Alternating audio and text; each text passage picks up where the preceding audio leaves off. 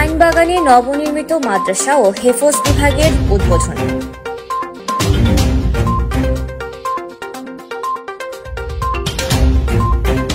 কাউখালী পাইনবাগানে নবনির্মিত মাদ্রাসা বোস্তানুল আরফিনে বালভির নতুন ভবন ও হেফজখানার শুভ উদ্বোধন করা হয়েছে। শনিবার সকালে মাদ্রাসা মসজিদে উদ্বোধন ঘিরে আলোচনা সভা অনুষ্ঠিত হয়। সভায় চট্টগ্রাম নিডি ফাউন্ডেশনের চেয়ারম্যান মোহাম্মদ আলম খানের সভাপতিত্বে প্রধান অতিথি ছিলেন কাউখালী উপজেলা সমাজ সেবা অফিসার মোহাম্মদ শাহাবুদ্দিন হোসেন। বিশেষ অতিথি ছিলেন চট্টগ্রাম বিশ্ববিদ্যালয়ের হিসাব নিয়ন্ত্রক মোহাম্মদ ফরিদুল আলম। স্বাগত বক্তব্য রাখেন চট্টগ্রামের উম্মা ওয়েলফেয়ার ফাউন্ডেশনের চেয়ারম্যান মুফতি আবুল কালাম আজাদ। অনুষ্ঠানে মাদ্রাসার সকল শিক্ষক, শিক্ষার্থী, অভিভাবক সহ স্থানীয় গণ্যমান্য ব্যক্তিবর্গ উপস্থিত ছিলেন।